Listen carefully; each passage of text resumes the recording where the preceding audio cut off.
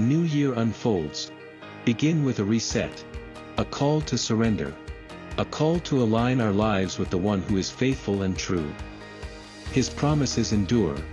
His mercy is new. In every season, His word sees us through. Give thanks to the Lord, for He is good, His love endures forever. This is the year of Alive in Culture. To honor His name and walk in His nature. To recalibrate our hearts and embrace the future. This is our stand, this is our prayer. I dedicate. Begin 2025 in His presence.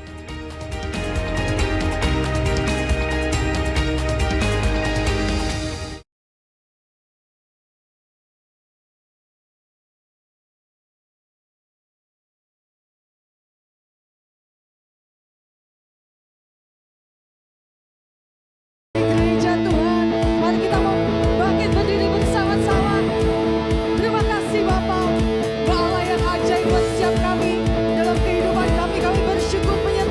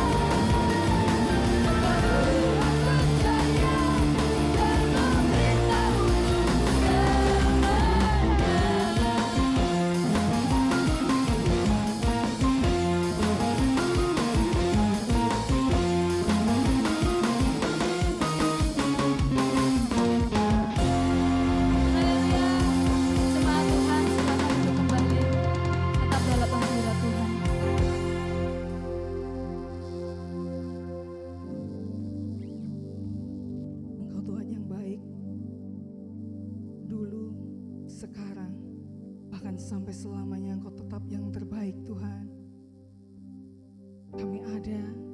Kami mau nyatakan pujian demi pujian kami, sembah demi sembah kami, untuk Raja kami yang agung, Yesus Kristus Tuhan penyelamat kami. Terima kasih Bapa, terima kasih Tuhan, segala kebaikan melimpah atas hidup kami sampai hari ini. Sepanjang nafas kami Tuhan, kami mau nyatakan dan kami memujikan Kau yang terbaik Yesus. Kami mencintai-Mu Tuhan, lebih dari apapun yang ada yang kami miliki, karena Engkau yang utama dan terutama dalam setiap hidup kami. Haleluya Yesus.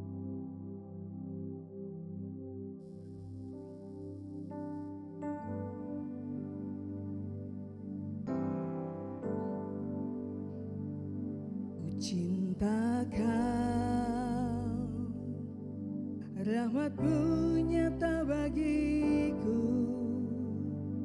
hidupku di dalam tangan-Mu. Saat pagiku terbangun sampai ku terbaring, ku nyanyi kebaikan-Mu Tuhan. Sepanjang hidupku Kau setia, sepanjang hidupku Kau sangat baik. Nafasku memuliakan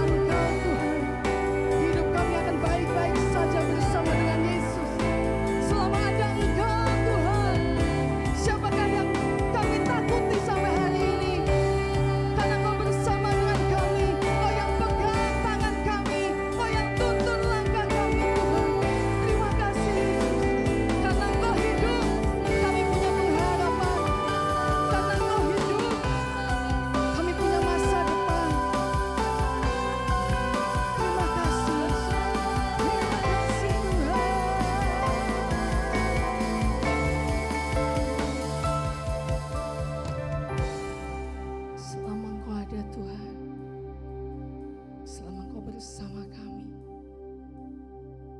Selama Engkau hidup Tuhan, kami punya pengharapan yang kekal. Kami punya masa depan. Kami punya kehidupan yang penuh dengan kemenangan dan berkat.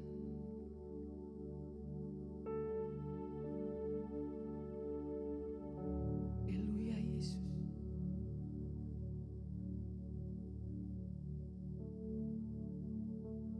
Dia hidup,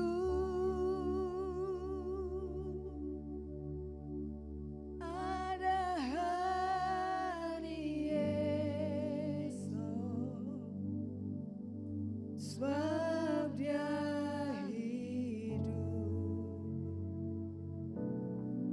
Ku tak gentar,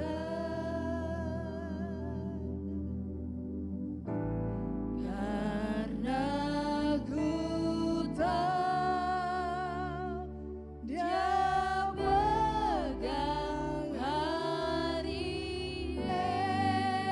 esok.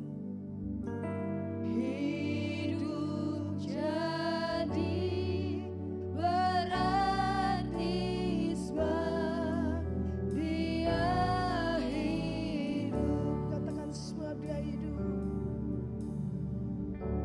Sebab dia hidup. Ada hari esok yang penuh harapan Tuhan. Ada hari esok. Sebab Engkau hidup Yesus.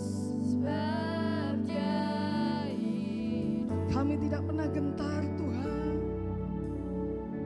Ku tak gentar,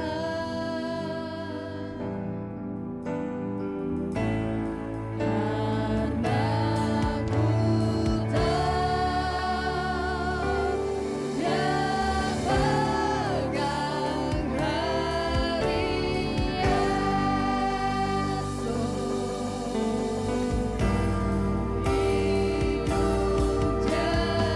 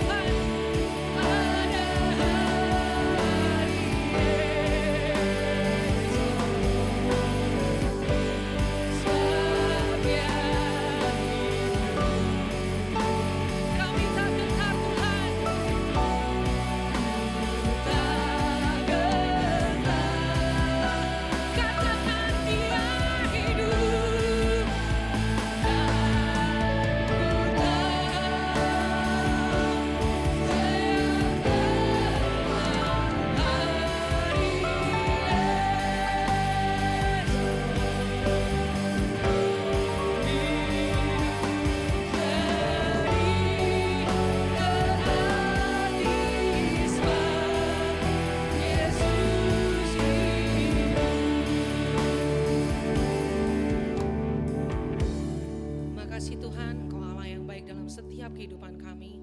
Kami bersyukur Tuhan, kami dapat tetap hadir di tempat-Mu untuk memuji, memuliakan nama-Mu bersama-sama dengan saudara seiman kami Tuhan. Kami percaya mungkin saudara yang tidak bisa hadir di tempat ini pun Kau berkati mereka dimanapun mereka berada Tuhan. Saat ini kami ingin mendengarkan kebenaran firman-Mu Tuhan. Hamba-Mu adalah Allah Tuhan, tapi Kau yang Roh Kudus-Mu kiranya Kau yang menyampaikan kepada setiap hati kami, baik ke hamba-Mu ataupun ke jemaat di tempat ini Tuhan. Terima kasih Tuhan Yesus, Kau sembunyikan kami di balik salib-Mu, Kau yang menundukkan kami Tuhan di bawah kaki-Mu Yesus. Terima kasih Tuhan Yesus, di dalam Yesus kami berdoa, haleluya, amin. Silakan duduk saudara. Shalom, hari ini masih sukacita meskipun kita di minggu terakhir ya saudara. Boleh tos kanan kiri dulu. Allah kita hidup, Allah kita luar biasa. Terima kasih untuk tim musik, tim PW yang selalu solid. Mungkin bisa ditampilkan. Saya mau membahas yang sebetulnya mungkin agak tren ya ini ya. Kalau mungkin ada pastor-pastor lain membahasnya kan sudah dibahas yang mendalam sama Pastor Tri, Pastor Agung mungkin ya. Kalau saya mungkin yang ngetren aja gitu ya, dikit lah ya. Ini saya mau bahas tentang personal branding. Next. Kenapa saya ini gambarnya kopi itu sebenarnya saya ada maksudnya saudara tadi. Kopi itu kan orang zaman sekarang itu kalau ngopi di kafe kelihatannya keren gitu ya. Ya itu, tapi itu branding sih ya saudara. Kalau minumnya Starbucks itu lebih keren daripada minumnya kopi pinggir jalan. Tapi kalau saya sih seneng kopi pinggir jalan, harganya sama-sama 5.000, yang satu 50.000, mending yang 5.000 ya saudara ya. Oh nggak bisa ya, gitu ya. Lanjut next. Personal branding itu apa sih? Ini secara harafiah dulu bahwa yang pertama branding diri.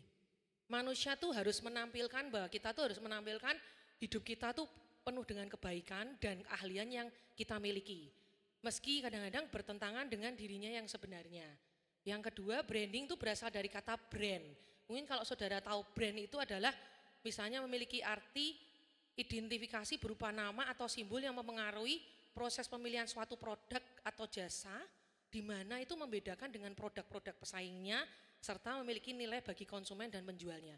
Jadi kalau misalnya kita minum Starbucks, atau kita datang ke Sogo sama Matahari, kalau Sogo tuh harganya barang-barangnya lebih brandnya lebih bagus daripada kita di Matahari. Atau mungkin oke lah Matahari sama Luwes. Orang kalau beli di Matahari sama Luwes, tukuku neng Matahari, kowe neng Luwes toh. Padahal sebetulnya sama-sama produknya baju. Kalau dipakai juga oke. Ya seperti contohnya nih jas saya.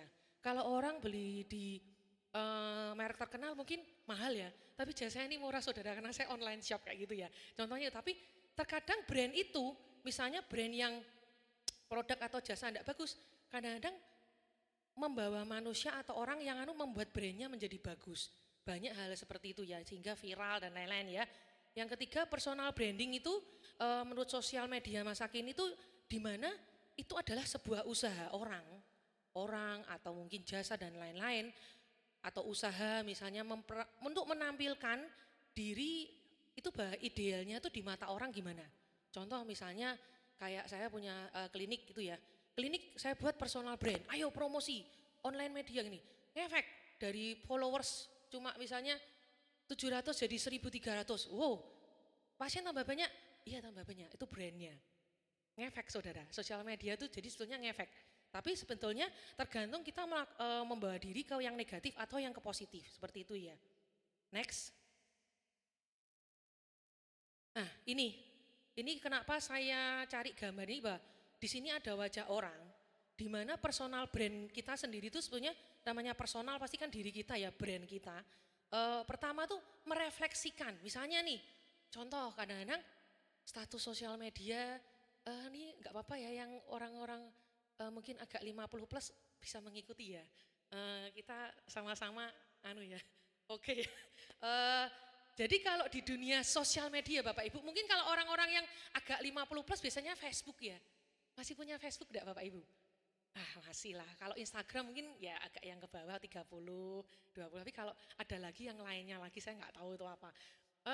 Ini menunjukkan bahwa refleksi diri kita. Refleksi itu kita menunjukkan oh kita seperti ini. Terus self image. Imageku tuh kalau saya kerjaan saya ini contoh saya sendiri ya, saya di rumah sakit kerja sebagai dokter, sebetulnya pekerjaan saya yang dokter sekarang ini tidak perlu personal brand saudara, karena pekerjaan saya itu di balik layar. Saya nggak tahu Tuhan kok menempatkan saya di spesialisasi yang seperti ini, pasti ada suatu maksud, jadi ternyata tuh kerja di balik layar tuh nggak perlu personal brand saudara, enak. Rumah sakit akan nyari kita sendiri gitu ya. Terus kayak trust, kepercayaan dengan brand dalam diri kita. Kamu siapa? Kamu gimana? Pekerjaanmu apa? Kamu di rohani gimana? Pelayanmu oke enggak? Itu akan membuat orang percaya sama kita. Terus yang kedua logo cap. Pokok men, nek karo misalnya contoh ada, kalau pastor ini capnya tuh kayak gini, orangnya gini, itu udah cap. Jadi contoh ginilah, misalnya kita punya saudara. Kalau kita punya saudara orang terkenal, orang hebat, bangga dong, kita brandkan. Kita mungkin tunjukkan, gue punya saudara gini. Tapi kalau misalnya kita punya saudara narapidana, kita munculkan enggak orang-orang itu saudara kita? Lah itu brand saudara. Kadang-kadang membuat orang seperti itu. Terus personality, dengan personal brand itu menunjukkan personal kita. Yang ketiga culture, kultur itu sangat mempengaruhi. Saya agak terkejut dari hari ini saudara. Saya kemarin sempat ngomong sama adik saya tentang LGBT ya. Tahu mungkin ya lesbian, gay, biseksual, and transgender ini baru menurut saya sih kelihatannya sih diam-diam. Tapi kalau kita sebagai orang gereja nggak tahu, lama-lama kita juga tergerus oleh hal itu. Dan saya sebenarnya kemarin contoh di Thailand itu negara ASEAN pertama yang mengesahkan bahwa LGBT itu harus bisa dengan catatan sipil. Berarti itu membuat brand mereka. Kenapa orang yang sesama jenis pun kok pingin membuat brand mereka bahwa aku nih sah, aku diakui. Itu personal brand mereka. Jadi orang yang dalam arti secara kelainan seksualitas pun ingin diakui bahwa seksualku tuh normal kayak gitu loh. Seperti itu. Hari-hari ini pun dokter-dokter pun misalnya ya, kayak rumah sakit tuh saya lihat dokter suruh pembicara dan lain. Itu menunjukkan, kalau personal brandnya dokternya kayak gini. Ini loh pembicara terkenal, ini loh. Padahal sebetulnya kadang-kadang ada dokter yang gak sering ngomong, kerjaannya lebih bagus saudara. Ini sebenarnya saya ngomong secara dunia saya ya, kayak gitu. Tapi ada yang ngomong di sosial media tuh saya pernah baca, dokter kalau cuma tunggu di klinik polinya, ya pasien gak akan datang, kamu harus jemput bola. Orang zaman sekarang gitu saudara, termasuk jual makanan contoh lah. Orang kalau gak jemput bola cuma diem, warungnya didiemin, gak dipromosiin, sepi gitu loh. Ya, seperti itu. Lanjut. Lah, ini contoh lanjutnya. Nah, ini apa saudara? Yang di depan ini orang Farisi, yang di belakang tuh pemungut cukai. Di gereja sendiri pun kita tuh punya personal brand sendiri. Misalnya, ada yang riwayat masa lalunya mungkin buruk dan lain-lain. Aku kayak pemungut cukai. Ada yang, memang asal dari ini saya tidak menyindir pendeta ya, maksudnya ini misalnya pendeta atau mungkin pastor dan apa, atau orang-orang yang maksud sudah melayani lama. Gue kayak orang Farisi, aku orang rohani, aku orang yang sangat rohani gitu. Kadang-kadang kita memilah-milah itu, orang yang gak pernah ke gereja, mungkin orang yang cuma ke gereja seminggu sekali, gak rohani, belum tentu juga saudara ya. Tapi yang gak pernah ke gereja ya itu dipertanyakan juga sih ya, kayak gitu. Lanjut. Apakah personal branding bagi orang Kristen merupakan hal yang baik? Lah ini, personal branding sendiri itu bisa dua, bisa positif dan negatif saudara. Di mana personal branding itu dapat menjadi cara yang positif bagi orang percaya untuk menggunakan media sosial guna berbagi iman dan terhubung dengan orang lain. Mungkin ada beberapa saya lihat di IFGF ini sering share firman, thank you Lord, mengucapkan itu menurut saya positif, saya bagus, saya senang. Saya pernah kadang-kadang nge-like, bagus. Jadi kita lebih baik mengatakan yang positif, terutama kalau bisa ngambil ayat-ayat firman mungkin jadi tahu orang-orang, ini firman Tuhan. Jadi tidak terpaku dari kata-kata orang, tapi memang ada firmannya gitu loh. Tapi juga nggak asal cuma, tapi misalnya aku pingin share nih. Ini intinya kalau misalnya kita ngomong, yaitu dari Tuhan, bukan dari kita sendiri ya. Terus mungkin ayat-ayat yang saudara ibu, bapak ibu sampaikan di sosial media, ini untuk aku deh. Thank you ya. Iya bener ya, ayat ini kayak gini, ini untuk aku. Gak apa-apa ya. Dapat menjadi cara untuk menunjukkan bakat dan kemampuan unik Anda serta bagaimana Anda dapat menggunakannya untuk melayani Tuhan dengan orang lain. Misalnya tim PW, kadang-kadang kan saya video, saya foto. It's okay. Oh memang kok awang tim PW jos-jos ngono. Wes, kita nggak kalah sama orang luar, maksud saya bilang gitu. Nggak apa-apa di foto brandingnya IGF, Praise and Worship good gitu loh. Meskipun kelihatannya kita gereja yang kecil tapi nggak kalah lah musiknya. Itu branding nggak masalah, yang penting bukan, nah nanti ada.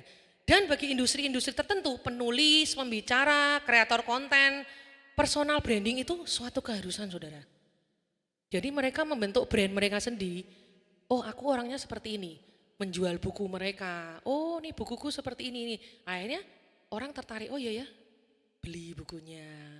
Oh beli produk makanannya. Oh iya kliniknya bagus ini gini-gini. Nah itu branding gak masalah sih. Yang penting positif ya saudara. Karena kan menjual produk dan jasa. Lanjut. Nah ini bisa menjadi negatif. Bahwa pencitraan diri bagi orang Kristen dapat dengan mudah menjadi dosa jika didorong oleh motif yang salah. Misalnya, kalau motif yang salah mungkin ngerti ya, oh aku melayani untuk dilihat orang, aku melayani bukan karena disuruh orang atau disuruh orang tuaku, misalnya gitu ya. Yaitu kalau motif yang salah itu bisa menjadi dosa buat kita saudara. Terus kita mudah terobsesi dengan citra dan reputasi daring kita. Alih-alih berfokus pada hubungan kita dengan Tuhan dan melayani sesama. Kita bagus, oke, kita bisa khotbah yang bagus. Oke, kita bisa menyanyi yang luar biasa. Oke, kita bisa main musik yang luar biasa. Kita multimedia ahli IT.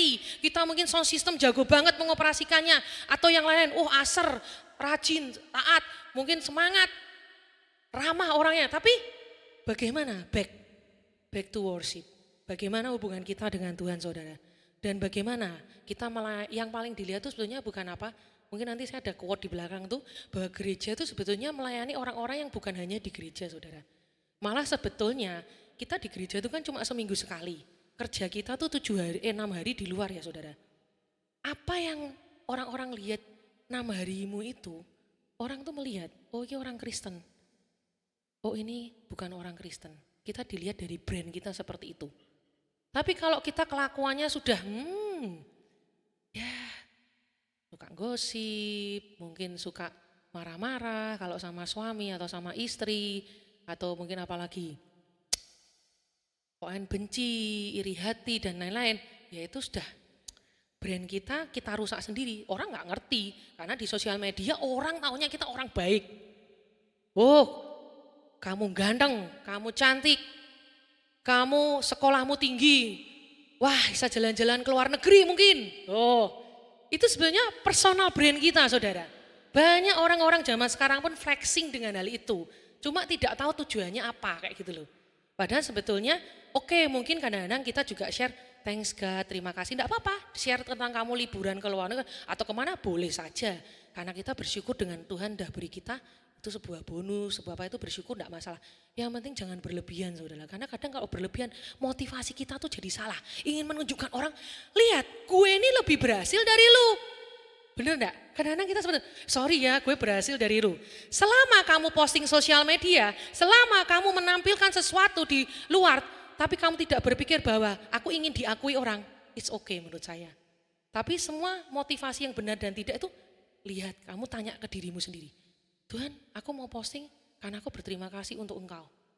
Atau aku mau posting untuk ini. Harus kita lihat lagi. Karena zaman sekarang ya saudara saya mau bilang, saya diberitahu sama suami saya, opanya itu berprinsip. Tidak semua hal itu kamu bisa sharing ke sosial media. Kadang kalau orang-orang zaman sekarang, kamu sharing itu bukannya malah ngelihat kamu, wah hebat ya kamu, josik kamu. Enggak, nyinyir saudara orang zaman sekarang, bener enggak? Seperti itu, maksudnya kita lebih berhati-hati, lebih bijaksana menurut saya. Ini saya mengingatkan kita sebagai orang Kristen, kita bukan seperti orang-orang dunia yang asal-asalan segalanya kita keluaran. Tapi kita punya hikmat, untuk apa aku seperti ini, kayak gitu. Lanjut. Nah, personal branding bagi orang Kristen juga dapat menyebabkan dosa kesombongan. Ketika kita terlalu fokus pada personal branding kita, oh Ruth seperti ini, Ruth seperti ini, Ruth seperti ini, kita dapat mulai percaya bahwa nilai kita itu didasarkan pada followers media sosial dan pengaruh online kita. Bukan pada identitas kita di dalam Kristus. Mungkin ada banyak yang berlomba-lomba followersnya, aduh followers kok cuma segini ya, follower ini. Ya mungkin tapi ada yang kalau emak-emak sih biasanya, Emak-emak tuh kalau punya sosial media itu sebenarnya bukan lihat followers. Kayaknya cuma ya ini mau nyimpen foto, ya itu enggak masalah sih. Itu terserah. Tapi kadang-kadang ada yang saya punya teman soalnya followersnya enggak banyak, kok sedikit tok, apalagi yang muda-muda kadang-kadang sorry ya followers gue banyak. Soalnya aku tuh pernah punya teman anak-anak adik-adik kelasku tuh 10 tahun di bawah saya. Ih, Cece kok followers segitu? Ya kan kita kan zaman bukan digital. Mungkin aku di zamanmu ya pasti bisa lebih. Tapi mereka tuh followersnya sampai ribuan. Wah hebat ya kamu, padahal kayak orangnya tertutup tapi followersnya ribuan lah itu. Tapi sih ya itu yang penting jangan untuk pengakuan saudara. It's okay lah kalau orang suka kamu tuh ya terima kasih Tuhan kayak gitu. Gak masalah kayak gitu ya. Bisa menjadi influencer malah lebih bagus. Oh ini gue Kristen kayak gimana gitu ya. Lanjut. Lah sekarang kita mau citra diri kita di hadapan Allah. Tuhan tuh memandang kita tuh seperti apa toh saudara? Dikatakan pada Kejadian 1 ayat 27, maka Allah menciptakan manusia itu menurut gambarnya. Menurut gambar Allah diciptakannya dia, laki-laki dan perempuan, diciptakannya mereka. Ini Allah mengatakan loh ya, diciptakan dia laki-laki dan perempuan. Nggak ada, gini ya, nggak ada laki-laki jadi cewek, nggak ada ya. Jadi laki-laki dan perempuan. Jadi ya laki-laki sendiri, perempuan sendiri. Ya saudara. Jadi kalau yang mungkin ada kaum-kaum selain laki-laki dan perempuan tuh ya dipertanyakan benar tidak dari Tuhan gitu loh. Allah mengakhiri pekerjaannya dengan satu sentuhan pribadi. Di mana Allah membentuk manusia tuh dari debu tanah. Loh aslinya kita tuh dari debu tanah loh saudara. Makanya kenapa kalau meninggal kan balik ke tanah paling 3 kali 4. Mau kita sekaya apapun, secantik apapun, sengganteng apa, ujung-ujungnya kok 3 kali 4 masuk kuburan saudara. Benar enggak? Terus Allah membentuk manusia dari debu tanah dan memberinya hidup dengan mengembuskan nafasnya sendiri. Seperti tadi lagu Pas, kebaikanmu Tuhan. Nafasku memuliakanmu. Loh soalnya apa? Allah tuh mengembuskan nafasnya sendiri ke kita loh saudara. Amazing enggak? Akhirnya kita jadi hidup, menjadi manusia seperti itu ya saudara. Manusia itu memiliki keunikan dibandingkan dengan ciptaan-ciptaan lainnya, yaitu memiliki bagian materi di mana tubuh kita ini dan non materi kita punya jiwa. Jiwa itu kalau dalam kedokteran itu otak. Kalau kelainan jiwa berarti otaknya yang kelainan. Sama roh, kalau roh itu nggak bisa dilihat ya saudara ya. Kayak gitu. Makanya kenapa, hei jiwaku gini-gini, kita tuh mendoakan otak kita supaya pikirannya tidak macam-macam, pikirannya tidak benar. Nah ini yang jelek itu kadang-kadang di jiwa kita saudara. Itu ya, makanya ada dokter kesehatan jiwa itu ya untuk memperbaiki jiwa kita, otak kita yang gendeng. Ya, lanjut. Terus gambar Allah itu menunjuk pada bagian non material dari manusia. Di mana membedakan manusia dari binatang dan memampukan manusia mengemban kekuasaan sebagaimana direncanakan Allah. Mungkin boleh salah satu dari jemaat bisa membacakan di Kejadian 1 ayat 28. Bisa tolong? Pastor Agung mungkin bisa Kejadian 1 ayat 28.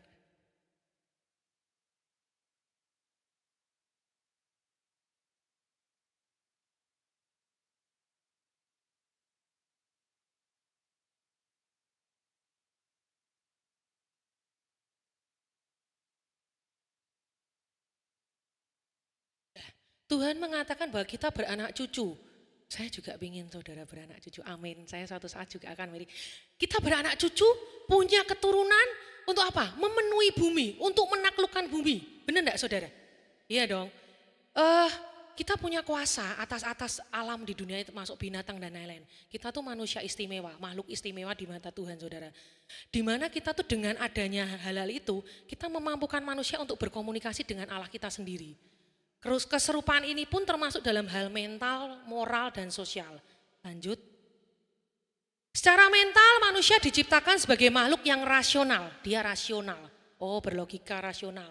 Dan berkehendak. Dengan kata lain manusia itu dapat menggunakan pikirannya dan bisa memilih. Kalau Tuhan suka-sukanya Tuhan kadang-kadang kita juga bisa. Suka-sukanya kita ada lagu ya yang suka-sukanya Tuhan. Nah itu jangan suka-sukanya kita diganti gitu jangan ya saudara ya. Di mana kita ada merupakan refleksi dari akal budi. Manusia diberikan akal budi untuk bisa bertindak. Benar toh? Dan memiliki kebebasan Allah. Kamu mau jadi orang yang baik, mau jadi hitam atau mau jadi putih, mau jadi hitam apa mau jadi putih, itu terserah kamu. Betul loh, terserah kita sendiri. Jangan sampai kita karena lompat hitam putih, pas hitam Tuhan Yesus datang lah, itu jangan sampai gitu ya saudara ya. Seperti mungkin kalau saudara tahu kita tuh punya kehendak bebas yaitu untuk memilih apa yang kita tentukan dalam hidup kita. Terus secara moral manusia diciptakan dalam kebenaran dan kepolosan yang sempurna, di mana itu merupakan refleksi dari kesucian Allah. Allah tuh menciptakan kita tuh kudus saudara. Makanya kenapa Adam itu pertama kali telanjang. Betul ya? Saya ngomong agak pelan telanjang. Itu telanjang. Tapi saat Adam melakukan dosa, dia menutup malu. Kayak gitu ya saudara ya. Allah itu suci saudara. Allah itu kudus. Kita dibentuk juga menjadi umat yang kudus saudara. Amin. Lanjut. Allah melihat semua yang diciptakannya termasuk manusia dan mengatakan sangat baik. Kejadian 1 ayat 31, maka Allah melihat segala yang dijadikannya itu sungguh amat baik. Jadilah petang dan jadilah pagi, itulah hari ke-6. Goodness of God, yaitu kebaikan Tuhan. Berarti itu sungguh sangat baik. Hati nurani kita atau kompas moral kita itu sisa dari keadaan yang asli saudara. Terus ketika seseorang menaati hukum, berbalik dari kejahatan, memuji kelakuannya baik atau merasa bersalah saat melakukan salah dengan orang itu meneguhkan fakta bahwa ia diciptakan menurut gambar Allah. Kenapa? Allah itu suci saudara. Kalau kalian berbalik dari jalan yang jahat, kita berbalik dari yang jalan kita yang jahat, dosa-dosa kita yang mungkin tersembunyi orang yang tidak tahu. Tuhan, aku salah, aku gak benar di hadapanmu. Ini bahwa kita diciptakan meneguhkan fakta bahwa kita tuh diciptakan menurut gambar Allah saudara. Makanya manusia tuh ada rasa bersalah. Oh aku nih salah, oh aku gak benar. Ya karena sebetulnya dasarnya kita diciptakan dari Allah yang kudus saudara. Betul enggak? Lanjut. Secara sosial manusia diciptakan untuk bersekutu, di mana mencerminkan ketritunggalan Allah dan kasih-Nya. Bersekutu bukan hanya, bersekutu itu dalam arti kita beribadah dengan Allah Bapa, Putra dan Roh Kudus. Ya, itu satu pribadi, meskipun ada 3 pribadi tapi itu tetap satu, yaitu Tuhan, Allah itu sendiri ya. Dan kasih-Nya yang turun ke dunia menyelamatkan kita ya. Lalu di Taman Eden, relasi manusia yang terutama itu dengan Allah. Dikatakan pada Kejadian 3 ayat 8, ketika mereka mendengar bunyi langkah Tuhan Allah yang berjalan-jalan dalam taman itu pada waktu hari sejuk, bersembunyilah manusia dan istrinya itu terhadap Tuhan Allah di antara pohon-pohonan dalam taman. Ini menyiratkan persekutuan dengan Allah. Dan Allah itu menciptakan perempuan pertama karena tidak baik kalau manusia itu seorang diri saja. Dikatakan Kejadian 2 ayat 18, Tuhan Allah berfirman, tidak baik kalau manusia itu seorang diri saja, aku akan menjadikan penolong baginya yang sepadan dengan dia. Saya pernah waktu care Yabes ya, Pastor Tri sempat bilang salah satunya tuh kalau pitutur Jawi itu 5 apa ya, sebetulnya orang Kristen 7. Ada salah satunya tuh garwo. Kenapa? Orang tuh kalau sudah punya pasangan itu akan menunjukkan kewibawaan. Oh lungguh karo bojone. Nih contoh misalnya siapa nih? Mbak Yuki, saya duduk sama garwone atau Pastor Tri Putri, wah gitu. Kan kayak cantik-cantik gitu ya, seperti itu. Nah Tuhan tuh menciptakan kita tidak seorang diri saudara. Tapi kalau yang masih jomblo enggak apa-apa, berdoa dulu sama Tuhan. Kemarin yang anak muda tuh khotbahnya tentang ready to married tuh, ya kita enggak usah kesusu, jangan jadi orang bodoh yang keburu-buru nikah. Tapi harus berhikmat saudara. Lanjut. Karena diciptakan menurut gambar Allah, ada memiliki kebebasan untuk memilih. Meskipun dia diberikan pribadi yang suci. Adam memilih berdosa dengan mengambil buah pengetahuan yang baik dan jahat itu saudara. Dan memberontak melawan penciptanya yaitu Allah sendiri. Dengan berbuat demikian dia mencemarkan gambar Allah yang ada dalam dirinya. Dan mewariskan keserupaan yang rusak itu pada semua keturunannya termasuk kita. Makanya kenapa ada dosa turunan ya saudara. Sesuci-sucinya kita punya dosa turunan, tapi Tuhan telah menebus itu saudara. Roma 5 ayat 12, sebab itu sama seperti dosa telah masuk ke dalam dunia oleh satu orang, tadi Adam ya saudara, dan oleh dosa itu juga maut, demikianlah maut itu telah menjalar kepada semua orang, karena semua orang telah berbuat dosa. Saya kemarin ngomong juga Ayub itu kan juga dia kan selalu kalau kita lihat tuh hidupnya saleh dan dia selalu mendoakan keluarganya kalau ada dosa-dosanya didoakan. Saya percaya bahwa jika ada satu orang dalam keluarga yang sudah kenal Tuhan atau percaya Yesus, itu akan menjalar saudara. Seperti itu, maut pun sama. Kalau ada satu orang yang tidak benar, hati-hati saudara, menjalar. Ya, menjalar kemana-mana lah itu, kita harus tetap beriman dalam Tuhan. Lanjut. Saat ini kita masih memiliki gambar Allah, namun harus menanggung bekas-bekas dosa. Yakobus 3 ayat 9-10, dengan lidah kita memuji Tuhan Bapa kita, dan dengan lidah kita mengutuk manusia yang diciptakan menurut rupa Allah. Kalau kita ngutuki saudara kita tuh ngutuki Allah kita juga loh saudara. Ya, kalau kita mengutuki saudara kita atau mungkin contoh pasangan suami istri, kalau kita mengutuki istri kita mengutuki suami kita, alah kowe iki wong ngene, itu kita mengutuki ciptaan Allah. Padahal Tuhan tuh mempertemukan kalian dengan, nih lo tak kasih anakku. Kamu harus menghormati anak ini. Termasuk kita menghormati suami, menghormati istri ya saudara. Ini sudah saya beri. Wong Tuhan aja membuat kita seperti biji matanya dielus-elus api. Tapi kok kita sebagai manusia merusak anak-anaknya dengan kata-kata kita. Benar. Padahal dikatakan kita mengutuk manusia yang diciptakan menurut rupa Allah. Dari mulut yang satu keluar berkat dan kutuk. Hal ini saudara-saudaraku tidak boleh demikian terjadi. Milih mana? Mau mengucapkan berkat apa mengucapkan kutuk? Nek kutuk tuh kita mengutuki Allah juga loh. Wong apa saudaramu apa tuh juga dari Allah gitu ya. Rupanya tuh gambar Allah gitu ya. Secara mental, moral, sosial dan fisik kita memperlihatkan efek-efek dari dosa. Ya karena semua manusia berdosa ya saudara ya. Kabar baiknya, next. Kabar baiknya ketika Allah menebus seseorang, dia mulai memulihkan gambar Allah yang asli itu. Di mana dia Allah kita yaitu menciptakan manusia baru yang telah diciptakan menurut kehendak Allah di dalam kebenaran dan kekudusan yang sesungguhnya. Kita baca pada Efesus 4 ayat 21-24.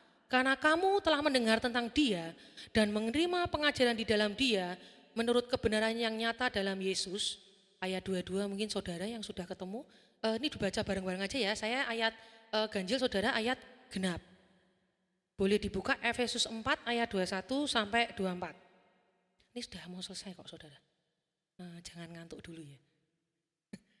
Sudah siap? Yang sudah ketemu, amin? Amin. Saya bacakan Efesus 4 ayat 21. Karena kamu telah mendengar tentang Dia dan menerima pengajaran di dalam Dia menurut kebenaran yang nyata dalam Yesus.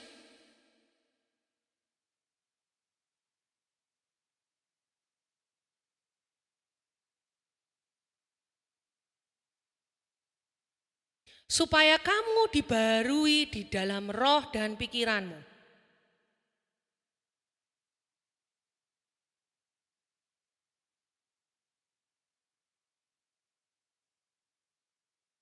Oke, amin. Kolose 3 ayat 10 mengatakan dan telah mengenakan manusia baru yang terus-menerus diperbarui untuk memperoleh pengetahuan yang benar menurut gambar kalinya. Jadi saat kita sudah dibaptis menjadi manusia baru, hidup kita sudah tidak sama seperti dulu saudara. Benar enggak? Hidup kita enggak sama seperti itu, tapi meskipun kenyataannya hidup kita sebenarnya aku masih sama ya, masih melakukan dosa ini. Ya manusia itu pasti tidak terlepas dari dosa, saudara. Tapi kita harus belajar setiap hari untuk tahu bahwa Yesus itu ada di kita. Bagaimana belajar? Yang buka Alkitab, tidak pernah buka Alkitab itu, wah bagaimana Allah mau masuk dalam diri kita, saudara. Ya, kayak gitu. Lanjut, sebagai orang Kristen kita harus dan dapat berusaha menggunakan media sosial dan personal branding untuk apa saudara? Kemuliaan Tuhan. Bukan untuk kemuliaan kita sendiri.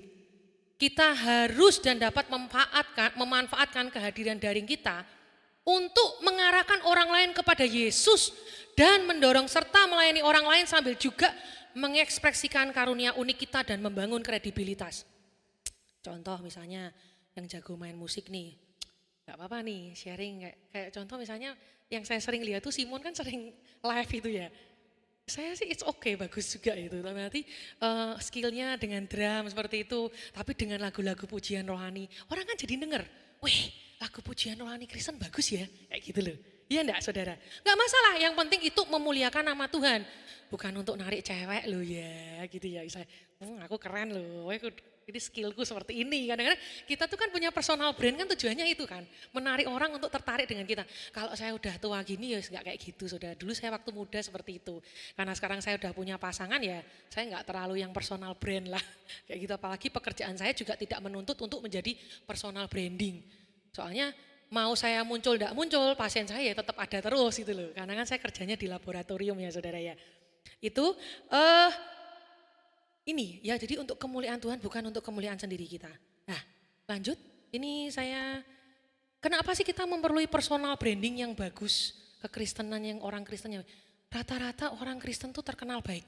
Saya kemarin sempat nonton ada sosial media,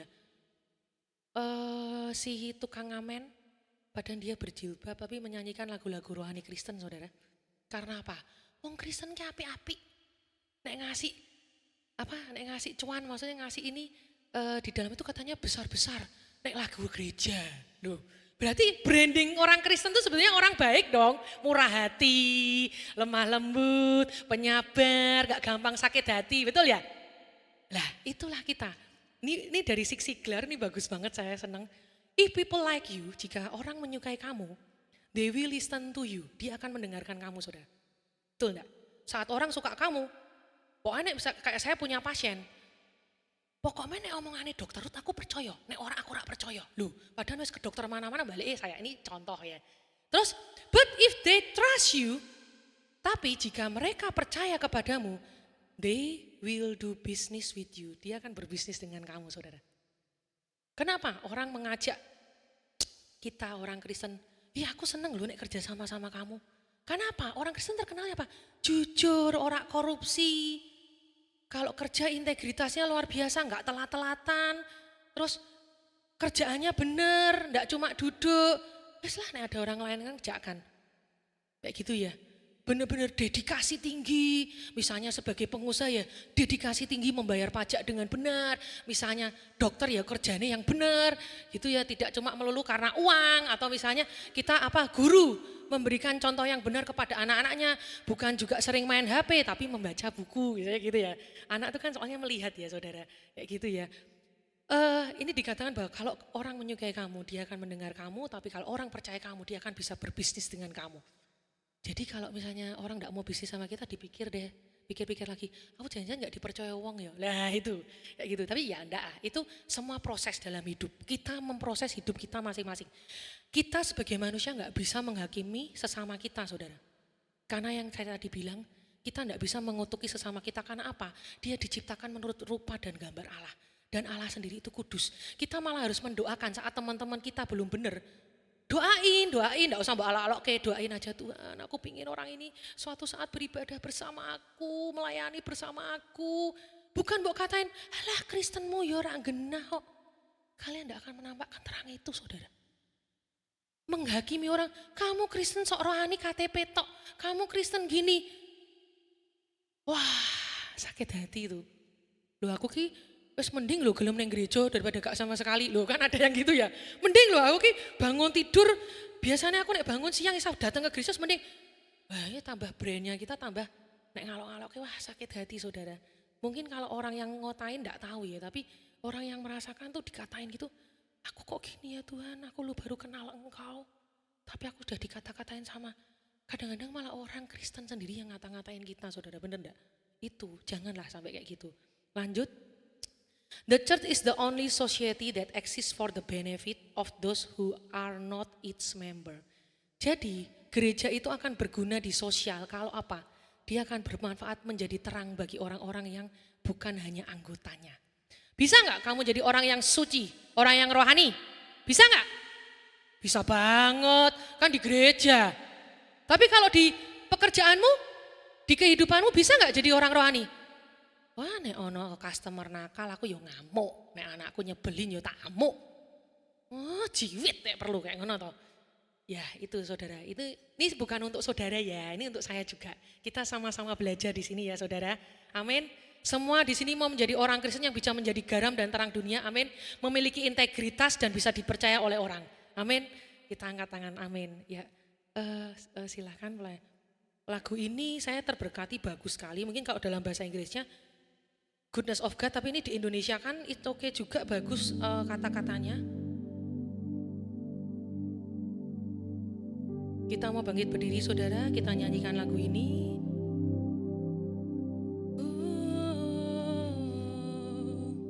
Masuk dalam hadiratnya saudara, kita koreksi diri kita. Tuhan, apakah selama ini personal branding kita sudah menunjukkan kekristenan-Mu? Apakah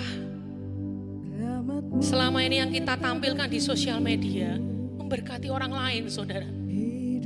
Kita koreksi masing-masing ke hati kita. Kamu bisa rohani di gereja saudara, tapi saat kamu di kamar sendiri, Tuhan tahu isi hatimu. Tuhan tahu kamu hidup kudus atau tidak saudara. Yuk kembali kepada Allah kita yang hidup. Mari kita nyanyikan lagu ini.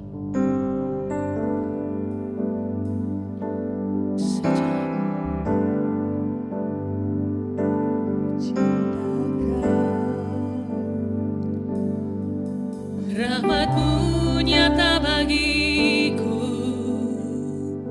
hidupku di dalam tangan-Mu. Sejak kali Kau berbangun sampai ku terbaring. Kalau bangun tidur kita gak usah megang HP ya saudara. Mulai hari ini Tuhan, aku mau saat aku bangun tidur aku memuji nama-Mu, aku berdoa untuk Engkau, bukan megang HP-ku Tuhan. Sepanjang hidupku Kau setia. Dia setia saudara sama kita. Sepanjang hidupku Kau sangat baik. Napasku memuliakan. Hidup kami mau untuk memuliakan nama-Mu Tuhan, bukan untuk kemuliaan diri kami sendiri.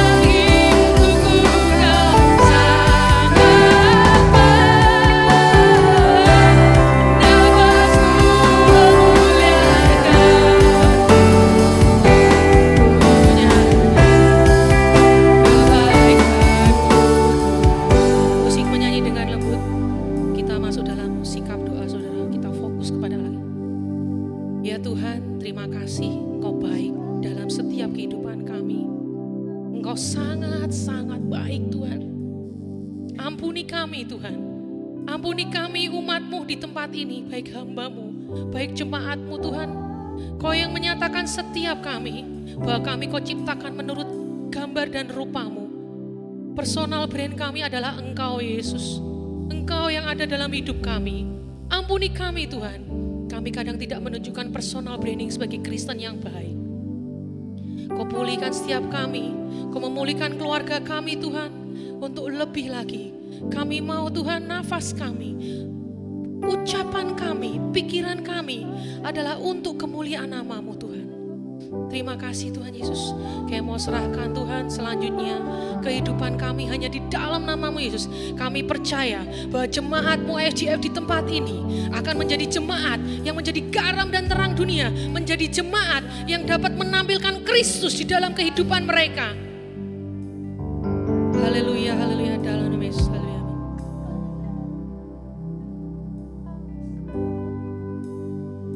Dan sekarang jemaat-Mu berdoa untuk hamba-Mu yang sudah dengan taat menyampaikan isi hati-Mu, firman-Mu yang kudus kepada kami. Berkati hidupnya, berkati kesehatannya, berkati rumah tangganya, apa yang dirindukan dalam keluarga, Engkau akan berikan tepat pada waktunya. Karena Engkau bukan Allah yang terlambat, tetapi Engkau juga bukan Allah yang terlalu dini. Ada kebijaksanaan-Mu yang sukar kami mengerti, tetapi Engkau menuntut kami bukan untuk mengerti, tetapi untuk percaya kepada Engkau. Terima kasih Tuhan, terima kasih. Kami hendak mengucap syukur dalam bentuk persembahan yang hendak kami himpun bersama-sama dengan segala hormat dan kasih.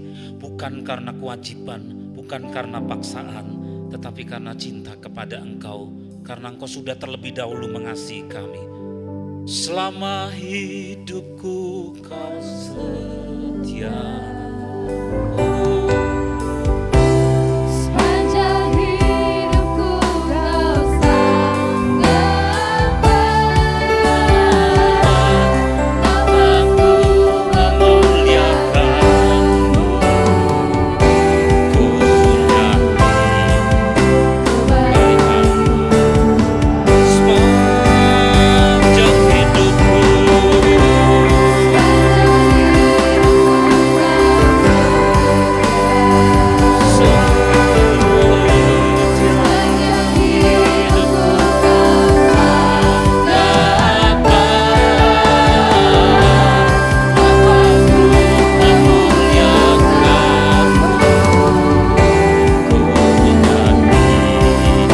kebaikan-Mu sepanjang hidupku.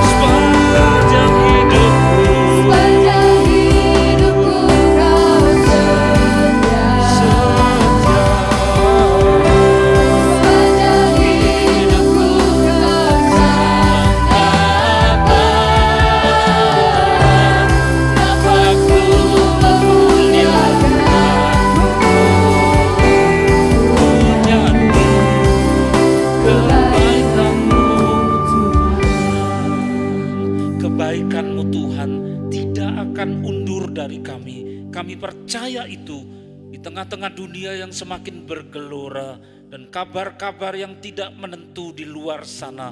Tetapi satu hal yang kami tahu, kami percaya kepada Engkau, Engkau Allah yang tidak berubah, yang mengasihi kami. Kami mempercayakan seluruh hidup kami, apapun keadaan kami. Engkau menilik keadaan dari seluruh jemaat ini Tuhan, yang sedang bersuka cita. Biarlah nyanyian-nyanyian, puji-pujian, persembahan yang dinaikkan, diunjukkan kepadamu. Engkau menerimanya dengan sukacita, karena Engkau Allah yang bersemayam di atas puji-pujian, yang sedang mengalami persoalan, yang hatinya diliputi oleh mendung dan mempercayakan itu di hadapan kaki-Mu Tuhan Yesus. Engkau tidak akan menolak dan menyuruh pergi dengan tangan yang kosong. Yang lemah diberi kekuatan, yang mengalami ketakutan diberi keberanian, dikuatkan imannya, yang sakit diberi kekuatan kesembuhan di dalam nama Tuhan Yesus. Kami mengangkat kedua belah tangan kami dengan percaya kepada Engkau. Dicurahkanlah pada siang hari ini berkat penyertaan, dilimpahkan kemenangan oleh Allah Bapa di surga, kasih karunia Juru Selamat yang hidup Tuhan Yesus Kristus, serta penyertaan terang oleh Roh Kudus sampai Tuhan datangi kedua kali, bahkan sampai selama-lamanya. Di dalam nama Tuhan Yesus kami semua yang percaya berkata bersama, amin. Tuhan memberkati.